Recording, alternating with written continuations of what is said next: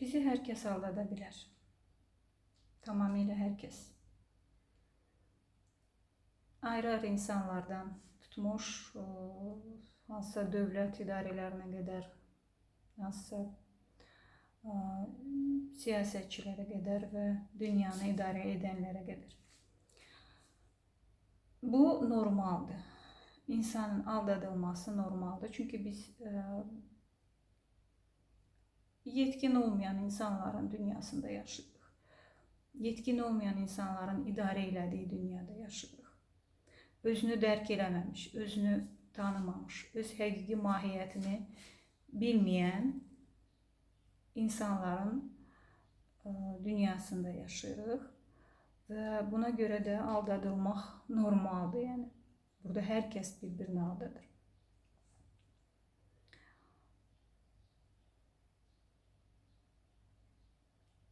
Kommunal idarələr məsələn bizi aldadır. Hansı internet provayderləri bizi aldadır. Hansı şirkətlər bizi aldadır. Mağazaya gedirsən, mağazada satıcı aldadır. Bazarda aldadılırıq.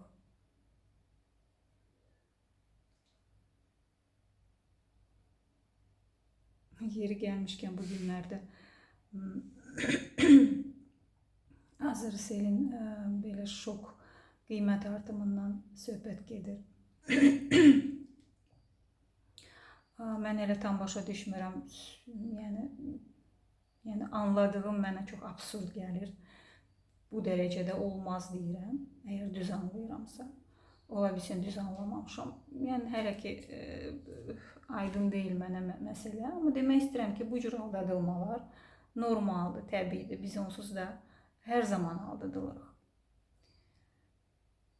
Amma həyat bizi aldada bilməz.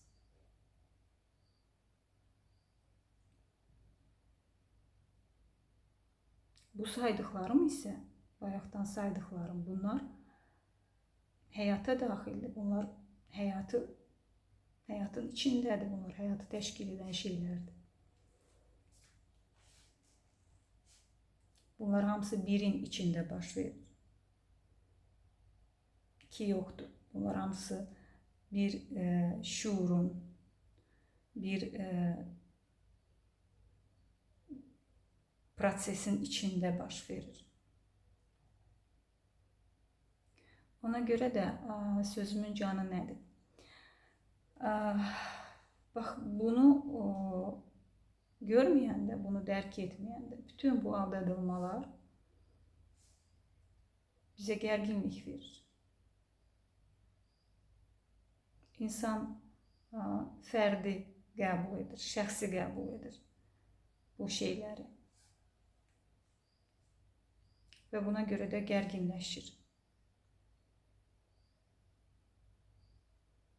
Burada söhbət ondan getmir ki, kimsə məni aldadacaqsa, kimsə mənim haqqımı tapdalayacaqsa, mən bununla mübarizə aparmayacağam, mən öz haqqımı tələb eləməyəcəm.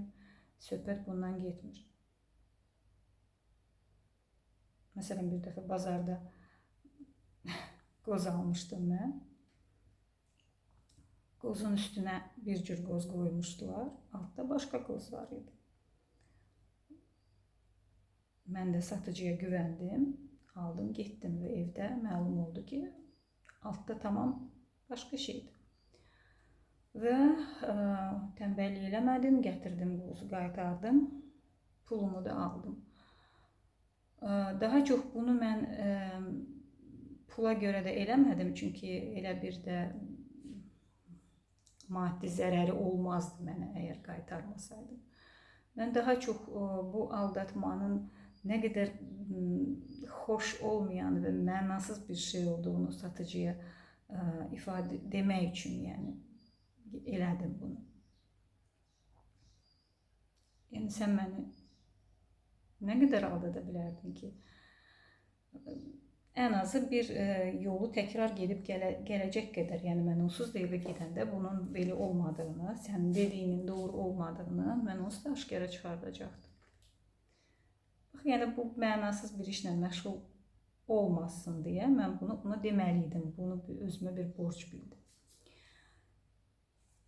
Və təbii ki, əgər ortada başqa aldadılmalar da varsa, biz haqqımızı istəməliyik. Məsələn, indi Azercell əgər deyildiyi kimi belə qiymət artımından söhbət gedirsə, burada hər kəs indidən artıq başlayıb boykot söhbətləri, imtina eləmək. Yəni burada insanlar ya imtina edəcəklər, başqa mobil operatora keçəcəklər, ya da əgər başqa mobil operatorlar da eyni siyasəti davam elətdirsələr, onlar da bu yolla getsələr, onda insanlar nə edəcəklər? Yəqin ki, telefondan imtina eləyəcəklər.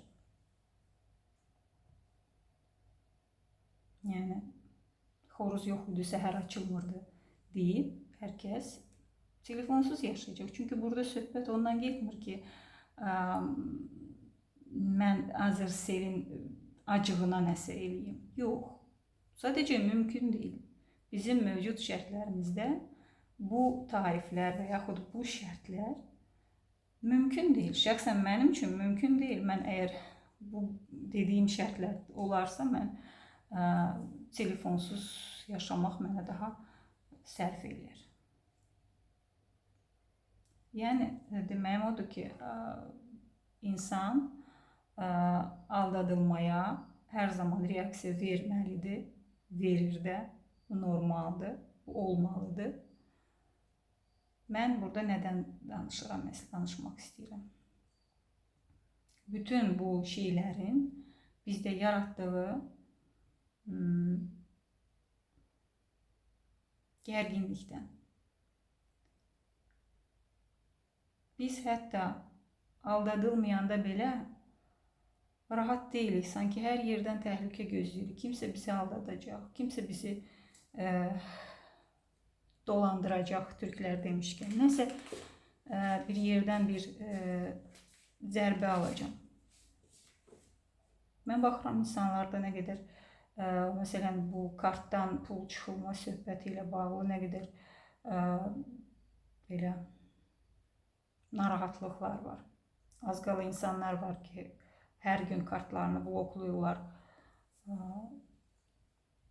ki, belə bir şey ola bilər. Mən də illərdir kart işlədirəm, amma hələ ki, belə halla qarşılaşmamışam. Və qorxmuram da belə bir şeyin olacağından. Olacaqsa olacaq. Ona görə yox ki, oradan uğurlanan pul mənim üçün qiymətli deyil. Yox, mən sadəcə bilirəm ki, olmalı olan şey olur. Və bütün bunlar həyatın içindədir. O mobil operator, o internet provideri, o idarə, o təşkilat, o şirkət. Bunlar hamısı həyatın içindədir. Bax, o kökdəki o mənbə, o məni aldada bilməz. Mən bunu bilirəm. Ona görə də mən gərginləşə bilmirəm. İstəsəm də gərginləşə bilmirəm.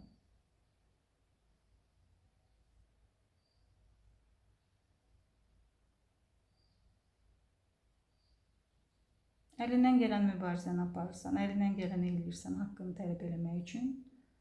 Amma sonda yenə də uduzursansa, olmursa, belə olmalı deyib rahatlanırsan. Və bunu verən nədir? Bu rahatlığı bəxş edən nədir? Bax, həmin o bütünü görmək. Biz dar məsafədən baxırıq, lokal baxırıq. Amma biraz miqyaslı baxanda görürsən ki, bütün bu iqtisadi, siyasi oyunların, bütün bu dünyanı idarə edənlərin fövqündə başqa bir şey var. Bunlar hamısı o qüvvəyə tabidir. Sən bilirsən ki, onun başqa seçimi yoxdur. Əgər o eləyə bilsəydi, əgər o kifayət qədər yetkin və müdrik olsaydı, o məni aldatmazdı. Amma bilirsən ki, onun da seçimi yoxdur. Bax, bütün bu özünü dərk detalları ki, yavaş-yavaş səndə yerinə oturur. Bax, o səni bütün zərbələrə hazır edir. Sən hazırsan, sənin sabah qapını kim çalacaq, gəlib səndən nə istəyəcək, nə tələb eləyəcək, hansı təzə qanun çıxacaq sənin əleyhinə, hansı qiymət artımı olacaq və s. Bunlar səni narahat eləmir. Yəni, narahat eləmir nə mənada? Sən nə qədər çox şey dərk eləsən də, sən yenə də bir bədənsən və şəxsiyyətsən, bu dünyada yaşayırsan. Ona görə də yeməlisən, içməlisən, yaşamalısan. Təbii ki, bunlar səni narahat eləyəcək, amma bunlar səni gərginləşdirməyəcək. Bunlar sənin həyatını əziyyətə, əzaba çevirməyəcək, zəhərləməyəcək həyatını.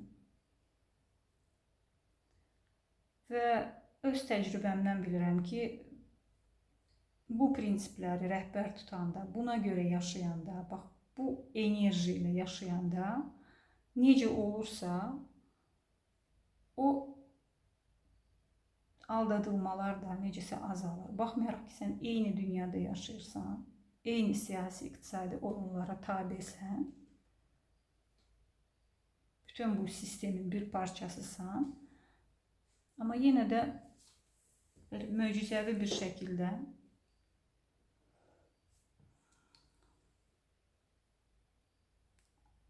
aldadıla bilmirsən çox. Hətta bəzən xeyrinə də çox şey dəyişə bilir. Hər şey enerjidir. Biz dünyaya hansı enerjini ötürürüksə, dünya da bizə o enerjini ötürür. Dünya dediyim, bax, hansı insanlar yox. Hansısa, tutaq ki, internet provayderi eləmir bunu mənim üçün. Hansısa mobil operator eləmir bunu mənim üçün. Bunu daha yüksək qüvvələr eləyir. Sən nə ötürürsənsə bu dünyaya, o da sənə geri qayıdır. Sən gərginlik ötürəcəksənsə, gərginlik geri qayıdacaq. Sən aldatmadan qorxacaqsansa, aldatmalar səni izləyəcək.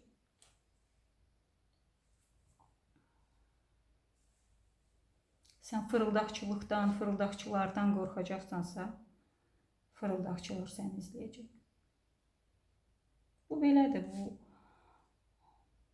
mənim dəqiq bildiyim şeydir.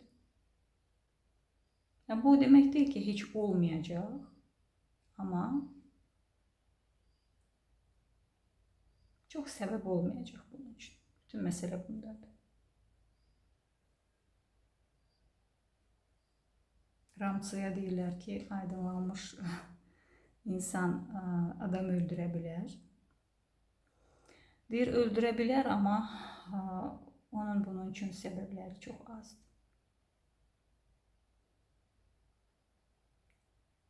Yəni, aldadılma ola bilər, yenə də deyirəm.